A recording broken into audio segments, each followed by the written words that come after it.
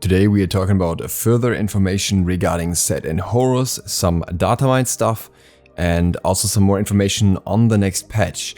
This includes some things regarding a rumor of a third god release, a possible new event, and so on. We'll get into all of that. First, we're playing a little game in this video again. I'm gonna give away a skin, and this is because you guys reached 1000 likes on the video from 2 days ago. So we're gonna give away another, and we're doing the same thing. I hid a god somewhere in this video that doesn't belong there, and if you can tell me which god this is, then you can win the skin and you have to be the first one.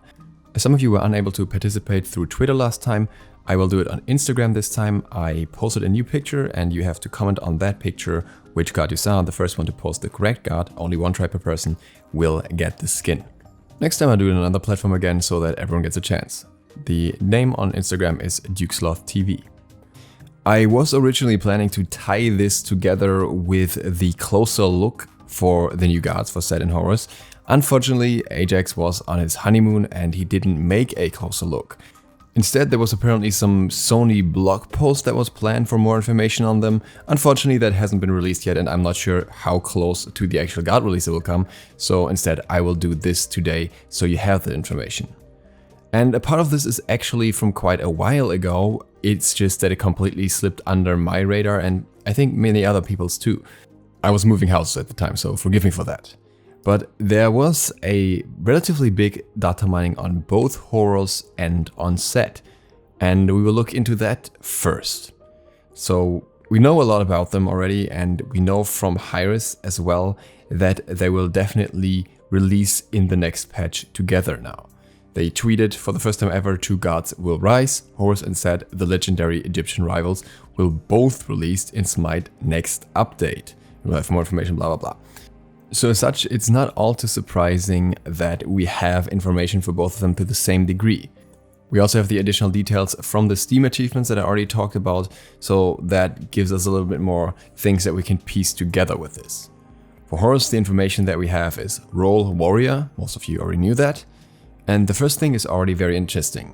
It's auto attack, and it says projectiles auto attack with a toggle, which would essentially mean that you have a close range and a long range auto attack somehow, if there's this toggle function. It would make sense with the staff, maybe there's some sort of beam and maybe then there's a close range hit, but maybe it was also something that is already scrapped. With data mining, you always have to keep in mind that this is not necessarily what made it in the final version. Basic attack damage of 39 plus 2.3 per level and 100% physical power scaling, nothing all too surprising here. The attack swings, on the other hand, are somewhat unusual, with a 1 on the first damage and swing time, then 0.75 and then 1.5. So a normal hit, a quick hit, and then a very slow swing with more damage. As such, it may be worth attack cancelling to some degree here, and the last hit will also be an AoE, so that means he will also be decent at clearing in the jungle, for example. Though I'm not sure if the rest of his kit will be good for that. His passive is a self buff, which is apparently copied from Hercules' passive right now, so we don't really know how much of that will be different or how it exactly works, and I don't want to speculate too far here, as these copies are often done in early stages just to have some sort of foundation for the ability to work. For the first ability, however, we have more information. Ability 1, damage 90, 140, 190, 240, and 290, plus 50% physical power. This ability also stuns, and it has something called an incense here, and it also has a projectile, slow, warm up, and whirlwind. This might be a similar CC to the other ramp up CCs that we have in the game, like for example Chronos. You first have a slow and then it transitions into a stun. Though I'm not quite sure how the whirlwind fits in here. That sounds more like a vortex mechanic. So maybe one of these interactions, or one of these CCs didn't make it in the final version and it just has one of them. And obviously the damage isn't super high, but also not super low. So yeah, fitting for the warrior support type that he's supposed to be, I guess. The second ability has an ammo count. It also has a pullback with a cone, which I guess is kind of like Susanoo. It has something that refers to dancing somehow. It has a movement speed increase of 25%, and it comes with a debuff. Now, I would be a bit surprised if he has 2 really hard CCs in his kit. It could be possible, of course. There are guards that have that, but I could also imagine that the pullback is actually for allies, that you're able to somehow pull allies back to you and help them that way, instead of having another pullback like ZiSotto on the enemy, because it would be weird to have a copy. I'm not quite sure how the ammo count can fit in here, and especially not how dancing can work with that. The third ability already has a name, is Circle of Protection. It is a ground target with a lock-on. I'm especially not sure why there's a lock-on on this. It's a minimum and maximum radius. I guess this is something we can see on Pele's abilities as well, as Pele's 2. It checks if it's following a target. It starts firing somehow, has a buff and an area heal. Now we know from his achievements that this heal is somehow tied to an achievement as well. So if you heal someone with the 3, I think, then you can get this achievement under specific circumstances where the ally is under a certain level of health. So maybe this is just a heal that follows an ally somehow, a healing area. I'm not quite sure. Maybe it's something that even is tied to minions. And then we have the ultimate. This actually has a massive description. Shooter, ground target, aim. Horus ult states, build up, rising, flying, teleporting, and died. Horus teleport, teleport, aim. Rise height, teleport deployables, shield FX, light beam, and landing. So what I'm expecting here, based on the fact that you have this where we dropping achievement as well, where you transfer or move 3 allies with your ultimate, is that there's some area which appears when Horus starts channeling the ultimate. So it's just a build up, and then allies can go into this area or can get targeted by this area, and then Horus will pick them up, and then he's rising up slowly. Maybe in this state he can still be interrupted somehow or can be damaged, and then they can move to another location. Somewhat similar to, I guess, Chernobog in a way, but more with moving your allies and maybe a little bit more freely in where you can go with it. The specifics here aren't 100% clear yet, but it sounds like there's a big thing going on visually when this ult happens, and I think it sounds really cool so far. I'm looking forward to it. And that is everything that we know about Horus so far, but we also have more information about Set. Before we get into that, just a quick reminder, if you enjoyed the video so far, if you hit the like button. If this video reaches 1,100 likes, then I will do another giveaway, 2 videos after this one. Now Set is, as we know, an assassin. And before he even has his abilities, he has a node Clone. Sand Clone has a charge, dies, and cannot be targeted by pets or AI. Multiple people have already pointed out to me that he sounds somewhat similar to Azir, a League of Legends champion, and at least this part really sounds like that. He has also got these Sand Clones that can charge forward and cannot be targeted by pets or AI.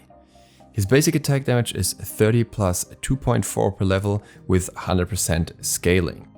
The start base value here is actually relatively low, with other gods starting as high as 39, for example, I think Thor. But I imagine this might be because the Sand Clones maybe deal additional damage from early in the game, and I feel like they might be tied to the passive and somehow spawn that way. We know about the passive that has a min, medium, and max status, and I imagine that might have something to do with the number of clones.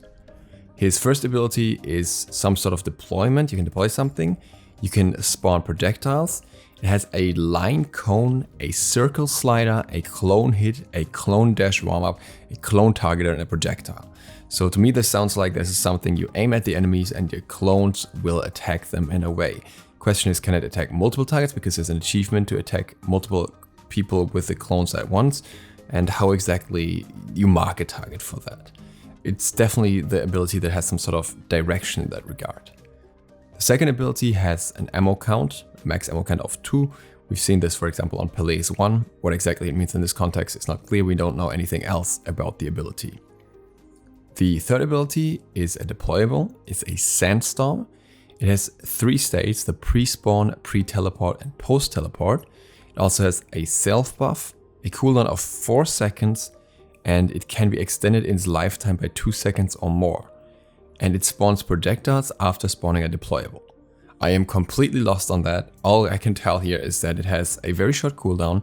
It seems to have some sort of mobility, and I imagine it might not be mobility for Set himself, but rather for the clones. Maybe you can replace the clones with that and get some other benefit.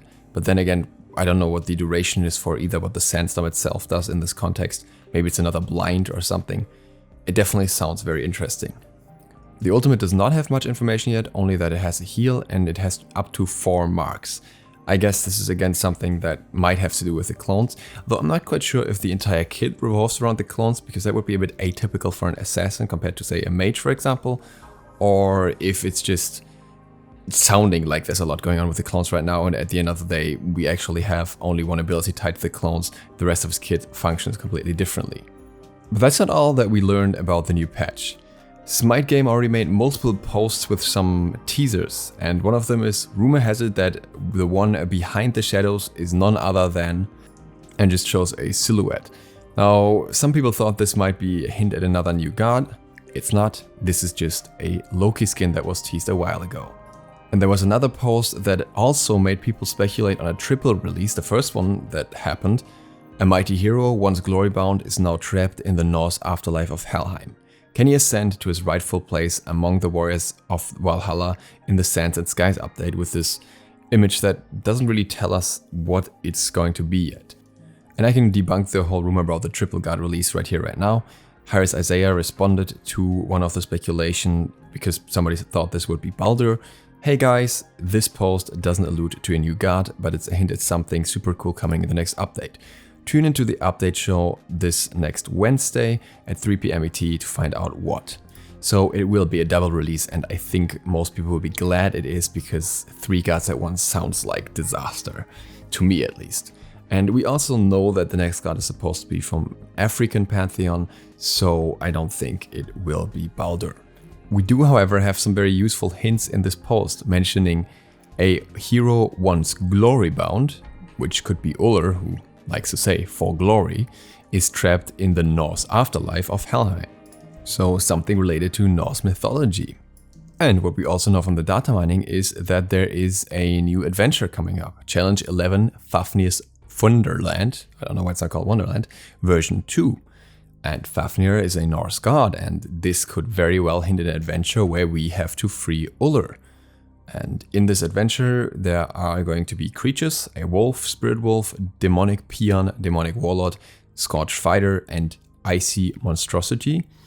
And outside of that, there's nothing known yet, but I feel like this could all come together as a double god release plus new event in the upcoming patch based on the information that Hi-Rez has given us. We'll see if that holds true, and we will find out more about that tomorrow. I will try and get up early enough to actually watch all of that. With that, thank you guys so much for watching. I hope this was interesting, insightful. If you're new to the channel, feel free to click the sub button and ring the bell, it drives me out. And other than that, see you for the next one tomorrow. DukeSloth, out.